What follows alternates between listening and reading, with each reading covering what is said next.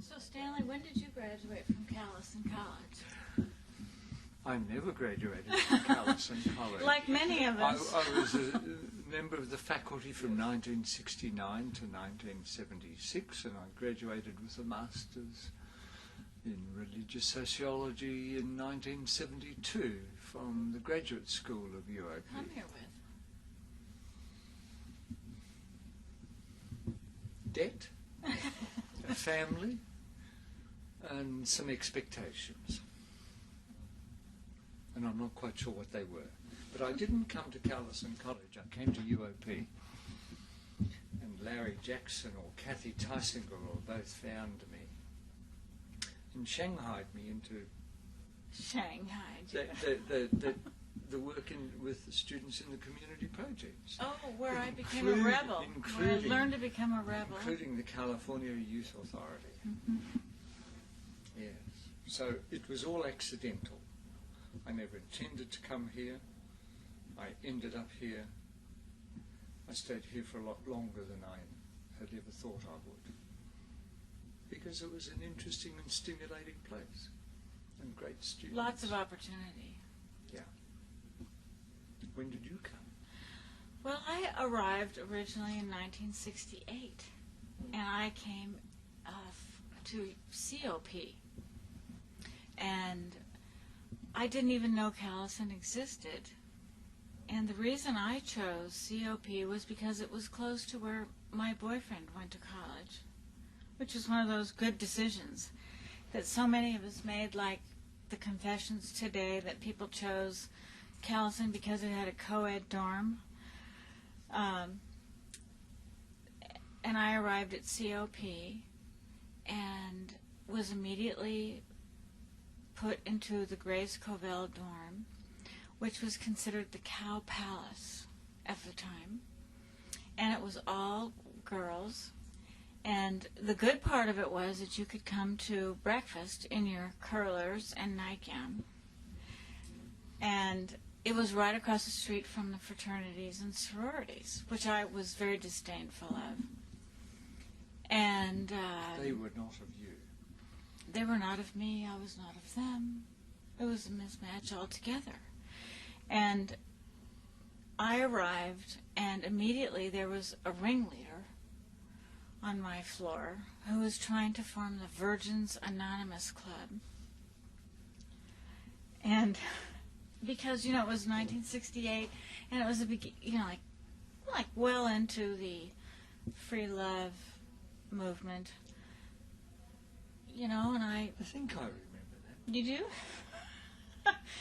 And so I was trying to kind of walk this delicate balance between privacy and not wanting to have to join this free, this movement to be a member of this Virgins Anonymous Club. They called it an undercover club. And I said, I need to get out of this dorm because this is just not me, and I need to go someplace else. So they said, well, there's someplace at Jesse Ballantyne. And it was a Covell College dorm, and it shared the dining hall with Callison. So I was exposed to all the Callison people. It was still a private girls' school dorm, but I got exposed to Callison. And I dropped out after the first year because I'd gone to private girls' schools. And everything at COP at the time, all the classes, I was reading books that I'd read when I was a sophomore in high school. I'm sorry to admit this. But I was bored, and I tell my son this. I said, I was really bored. I'd read all these books when I was a sophomore, and I just refused to do it. I was just stubborn. And he said, Mom, why didn't you just ace the test? I said, that's a really good question. It never dawned on me I could just ace the test and get an A. I was going to rebel and fight against the fact that the school wasn't giving me what I was supposed to. I wasn't getting a good education. So I just dropped out of school. And I moved to San Francisco, and I worked in doctor's office, a friend of my dad's, and I filed insurance claims for the summer. And I realized what I was going to be able to do without a college education, and I said, I think school looks a lot better than life without a college education. So I immediately got back in COP and eventually found a way to transfer into Callison. But by the time I transferred into Callison, it was probably supposed to be my junior year. But I transferred in as a first-year Callison student. And as my father loved to say, I took the 6-year route through college. So that's how I got here. And immediately... You didn't come quite as far as I did, though, did you? Not from Australia, but Via in other ways. Via New Jersey. In other ways, yes. Yes. A very long way. And as soon as I hit the pavement at Callison, they started trying to shake us up. And Larry was very modest today in his talk about what they did at Heritage of Man class. And I talked to him about this ahead of time, and he didn't bring it up, so I just left it alone. But the first day of class, he and John Moriarty, this guy with flaming red hair, Flaming red beard. flaming red everything, and freckles everywhere. They walked down the auditorium, the stadium seating, with a coffin draped with the American flag, and set it down on the stage and proceeded to show a film, I believe, that had never been shown before, as I recall. Something none of us had seen it, and most people in the United States had never seen it, taken by a Japanese man in Nagasaki, of people running through the streets after the atomic bomb was dropped. And there were children running through the streets with their clothing being burned into their skin, showing the pattern of the clothing being permanently burned. You were there. No, I wasn't at that point. So I know what you're talking about. that was like the first day, I think. Shortly thereafter, second day, third day, I don't know, it all kind of blurs together, but we saw a movie soon thereafter we saw a movie of a man and a woman who were married for quite a while, and the man had some kind of accident and had become a paraplegic. And from the waist down, the only feeling that he had in his body was a small circle of skin right around his anus, and it was the only feeling of pleasure that he could get. And they were showing us the way the wife would make love to the husband with her tongue, licking this piece of skin around his anus. All the guys call it rimming him, which is a kind of a modern day expression, but I mean, I'd never seen anything like that. I never understood. I mean, it was like the whole thing was mind-blowing to me. And it was done deliberately because... Absolutely. The one of the purposes of courses like that was to blow minds. Yes. But as we were talking before we came in here, I'm not sure that over the long years that Callan withdrew from that attempt to blow the minds of students to give more attention to making it possible for the students to rebuild their minds. I think perhaps that's one of the weaknesses in Callison, wonderful as it has turned out to be. I think insofar as it's happened, and what we saw this afternoon made it quite clear that with most all of the students who are here this afternoon, that has happened. They did it themselves, and perhaps it took a long time, but it hadn't happened by the time they graduated. I think you're right, and as a therapist, I know now that you need, if you're going to strip somebody of all that stuff, you need to be ready to build them back. They have to be ready for it. You have to build things back at the same time. You have to help them integrate it into their lives over a period of time. And Callison was just constantly stripping stuff away. I mean, you'd go to India, you'd come back, then you'd go to a retreat in Santa Cruz. You'd have Carl Oglesby and Tom Hayden talking to you for the weekend, which is incredible.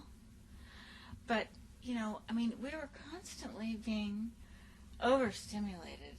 I mean, it was great, but if you weren't ready for it and you didn't know how to handle it, When it you was mentioned- amazing. Yes, it was. When you mentioned Tom Hayden, what popped into my mind was an image of a meeting in I can't remember exactly where it was, but he was talking, and it was Dr. George Bloom, who was a member of Raymond faculty, a German background, and Tom Hayden had talked about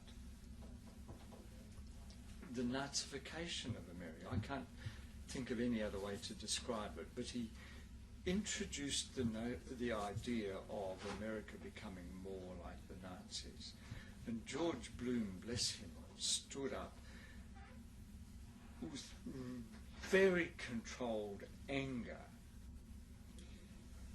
really laying into Tom Hayden and saying, you know nothing about the Nazis for you to be able to use that term in relation to America and what's happening in America. It was a very telling moment. But I think it relates to that difficulty we had in Callison, that we were so caught up in the blowing of the mines that we didn't perhaps, certainly in the early years, pay the attention to that building, because we did Giving them need, something we back. did, and we do need to know what the reality of the Nazis was and the difference between whatever might be happening in this country or Australia and what actually happened with the Nazis. And there's a world of difference. Right.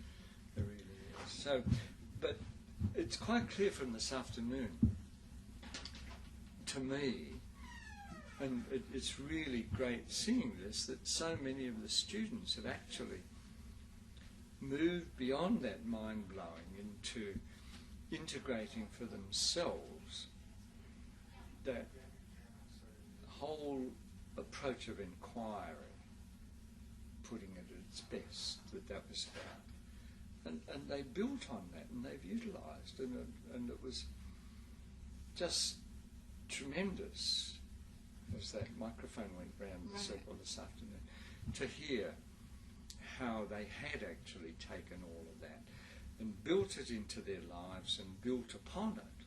Right.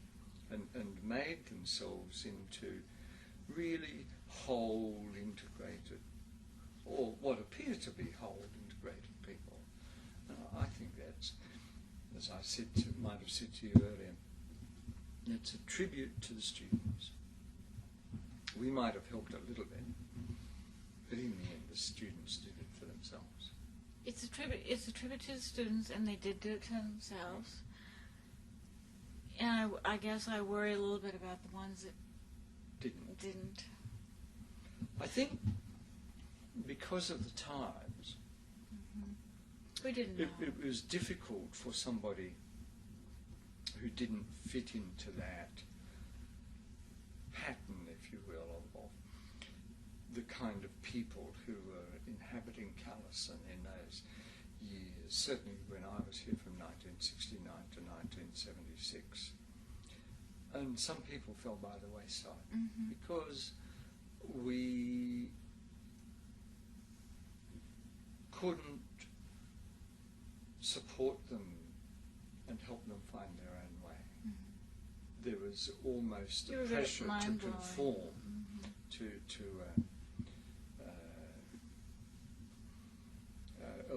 a way of viewing the world that included that mind-blowing. And a little bit of chemical help along the way with some. Listen. But certainly not all. And I'm thinking also alcohol as part of that. Right. Oh, big. Yeah, yeah. So Do you remember when Larry had those people from the Glide Memorial Church come and to the chapel, and they were going to burn down the chapel? yeah, yes. I mean, there was always somebody that was coming to destroy And we had something of us. yes. Carl Oglesby, whom you mentioned, as I recall, wasn't into the burning down, the destroying. Who was the woman? Angela Davis. She came, Oh, yeah. and she was in. That was at the time Definitely. of the Carlsbad 7, was it, or something like that? I can't remember. From Chicago? No, Chicago it wasn't 7. the Chicago 7, but the Soledad brothers who tried to break out of the prison, and she supported them, and she was into that. But so there was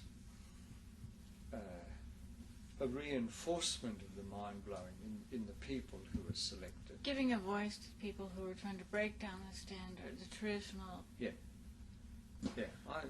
I think that's right. Yeah. But it was part of the times with It was. with some people who are like that. But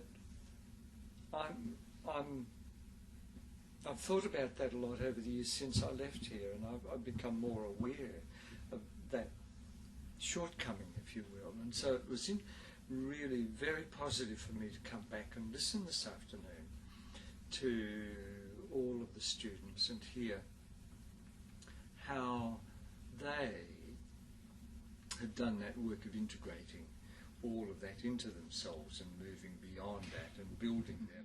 You may be interested to know that many of the people who attended today have told me that 5 years ago, if I'd asked them to come to this reunion, they would have said no. And something has happened to them in the last 5 years so that they now realize what the experience was, because it had been too painful for them up until recently to come back to. And the people who'd had the most painful experiences often now wanted to come back. And many of the people who didn't graduate from Callison were the ones who wanted to come back the most. Because there were so many, like my version of Vision Quest soul journeys that happened all the time, where you kind of get it. You don't need the whole 4 years. So a lot of the artists and the musicians and things like that, they got it, and they left to do their music and their art and stuff. They didn't finish, but they realized over time this was where they got it. But it was painful. It was difficult. It was hard. They had to give up everything, and they really did wander lost, empty, because they'd been stripped of everything. And it took them years to put it back together. Even up until 5 years ago. Today we know that you don't do that.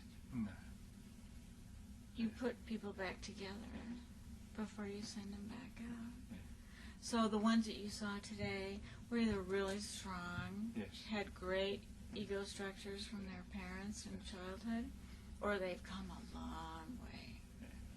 And the people that would not come, and there were many of them, it was too hard of a memory, were the ones that were left by the wayside, because it was that era where you just Left. it was est, it was synonym, and you just blasted and left. You didn't take care of people. It wasn't. We didn't realize that relationship and love is all there is. Yeah. It was just break down the barriers, break down the institutions, break it down, be angry. And don't build. And now, don't take care of, don't nurture, don't rebuild. The words you used there, don't nurture, I think is one of the crucial ones, because the process of education involves nurturing.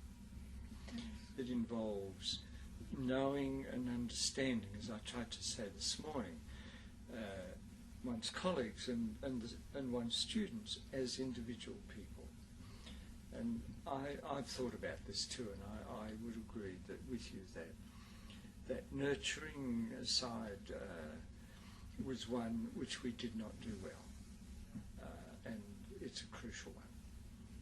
And I'm not sure, well, we can't live the time over again, we know that, but one would have preferred more emphasis through those years on the nurturing, the building of individuals. The rebuilding. Yes. So I have a question for you. Yeah? So what do you think about me as your student after all I these years? think after all of these years, you're wonderful. I think you. Yeah? And I that turned you're out okay. very okay. Even though I stirred up a lot of trouble. Oh, I'm well, so I happy don't you came remember. back. I don't remember the trouble. Oh, good. Isn't that wonderful about memory? Yes. Yes. No, I mean that. Seriously. Well, you're very important to me. I know we had some difficult times, Shock horror. but I'm so glad you came back. You So came am I. all the way back from I Australia. came all the way from Australia, and this was not the major reason, but it was the major prompt to come now. I don't think without this I would have come now. And it suits me because for my own reasons I needed a break. And you have friends here, you have colleagues, yes, students. I'm actually quite amazed when I come back. A, that I'm remembered. B, that I'm remembered fondly. Oh, God. that I have so many good friends, and that there is so much that binds me with the students with whom